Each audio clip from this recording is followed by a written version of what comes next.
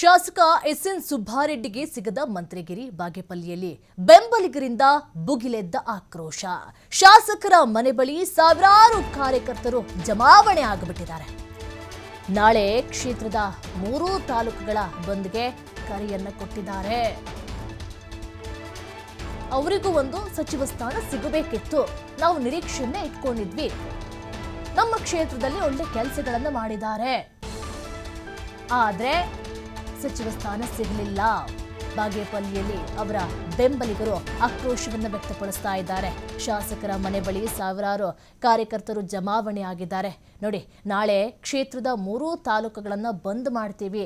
ನೀವು ಬಂದ್ ಮಾಡಿದ್ರೂ ಅಷ್ಟೇ, ಬಿಟ್ಟರೂ ಅಷ್ಟೇ, ಸಚಿವ ಸ್ಥಾನ ಅಂತೂ ಸಿಗೋದಿಲ್ಲ. ಈಗ ಆಲ್ರೆಡಿ ಡಿ ಕೆ ಶಿವಕುಮಾರ್ ಒಂದು ಹೇಳಿಕೆಯನ್ನು ಕೊಟ್ಟಿದ್ದಾರೆ. ನೋಡಿ, ನಮ್ಮ ಕಾಂಗ್ರೆಸ್ ಅಲ್ಲಿ 134 ಶಾಸಕರಿದ್ದಾರೆ. 134ಕ್ಕೆ ಈಗ 33 ಮಾತ್ರ ಇರೋದು. 33ಕ್ಕೆ 134ಕ್ಕೆ ಅಷ್ಟು ಕೊಟ್ಬಿಡಕ್ಕಾಗತ್ತಾ? ನೀವು ಕೊಡ್ತೀರಾ? ರಾಜೀನಾಮೆಯನ್ನು ಕೊಟ್ಟುಬಿಡಿ, 2 ನಿಮಿಷದಲ್ಲಿ ಅದನ್ನು ಸ್ವೀಕಾರವನ್ನು ಮಾಡ್ತೇವೆ. ಆದರೆ 33ಕ್ಕೂ 32 ಆಲ್ರೆಡಿ ಫಿಲ್ ಆಗಿದೆ, ಇನ್ನು 1 ಸ್ಥಾನ ಉಳಿದಿದೆ. ಅದು ಯಾರಿಗೆ ಕೊಡ್ತಾರೆ ಅನ್ನುವಂಥ ದೊಡ್ಡ ಪ್ರಶ್ನೆ ಉಲ್ಬಣ ಆಗ್ತಾ ಇದೆ. ಹಾಗಾಗಿ ಎಲ್ರಿಗೂ ಕೊಡೋದಕ್ಕೆ ಆಗಲ್ಲ ಅಂತೇಳಿ ಹೇಳಿಬಿಟ್ಟಿದ್ದಾರೆ.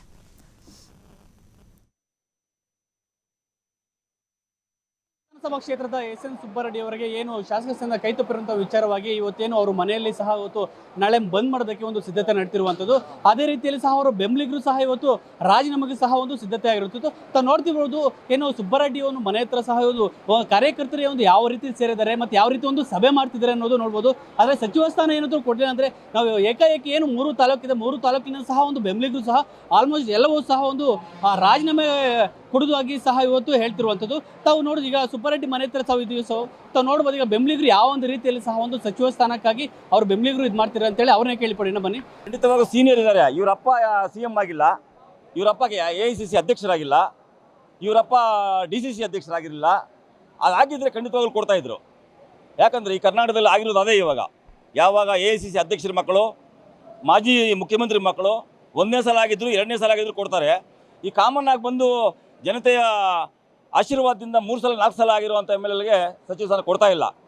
ಅಂದ್ರೆ ಸರ್, ಈಗ ಬೇರೆ ಒಂದು ಪಕ್ಷದಿಂದ ಆಫರ್ ಕೊಟ್ಟರು ಸಹ ಇವ್ರು ಹೋಗಿಲ್ಲ. ಯಾಕಂದ್ರೆ ಕಾಂಗ್ರೆಸ್ ಪಕ್ಷದ ಕಟ್ಟಾಳ ಆಗಿದ್ರು ಇವರು. ಆದ್ರೆ ಇವ್ರು ಕಟ್ಟಾಳಗೆ ಈ ತರ ಮಾಡಿದ್ರೆ ಇದು ಯಾವ ತರ ಒಂದು ಅನ್ಯಾಯ ಸರ್ ಇವ್ರಿಗೆ ಅಂತ? ಖಂಡಿತವಾಗ್ಲೂ ಅನ್ಯಾಯ ಸರ್. 2018ರಲ್ಲಿ ಅದೇ BJP ಕಾಂಗ್ರೆಸ್ ಸರ್ಕಾರ ಬಂದಾಗ BJPಗೆ ಸೇರ್ಪಡೆಗೊಂಡ್ರು 17 ಜನ ಶಾಸಕರು. ಆವಾಗ ಇವ್ರಿಗೆ ಎಷ್ಟು ಆಮಿಷ ಬಂದಿತ್ತು, ಆದರೂ ಯಾವುದೇ ಆಮಿಷಕ್ಕೆ ಒಳಗಾಗದೆ ಕಾಂಗ್ರೆಸ್ಸಲ್ಲೇ ಉಳಿದು ಸಚಿವ ಸ್ಥಾನ ಬೇಡ ಅಂತೇಳಿ ಇವ್ರು ಇದ್ರಲ್ಲ, ಅದಕ್ಕೆ ಇವಾಗ ಈ ಪನಿಷ್ಮೆಂಟ್ ಆಗಿರೋದು. ಇದಿಷ್ಟು ಎಸ್ಎನ್ ಸುಬ್ಬಾರೆಡ್ಡಿ ಅವರ ಬೆಂಬಲಿಗರ ಮಾತಾಗಿರುವಂಥದ್ದು. ಏನು ಎಸ್ಎನ್ ಸುಬ್ಬಾರೆಡ್ಡಿಗೂ ಸಚಿವ ಸ್ಥಾನ ಕೊಡಿಲ್ಲ ಅಂದರೆ ಏನು ರಾಜಕೀಯ ಒಂದು ಏನು ಎಲ್ಲರ ಬೆಂಬಲಿಗರು ಸಹ ಒಂದು ರಾಜೀನಾಮೆ ಕೊಡುವಂತಹ ಒಂದು ನಿಲುವಿಗೆ ರೆಡಿ ಆಗಿರುವಂಥದ್ದು. ಇನ್ನು ಕ್ಯಾಮ್ರಾ ಪರ್ಸನ್ ರಾಜು ಜೊತೆ ಶ್ರೀನಿವಾಸನ್, TV5 ಚಿಕ್ಕಬಳ್ಳಾಪುರ.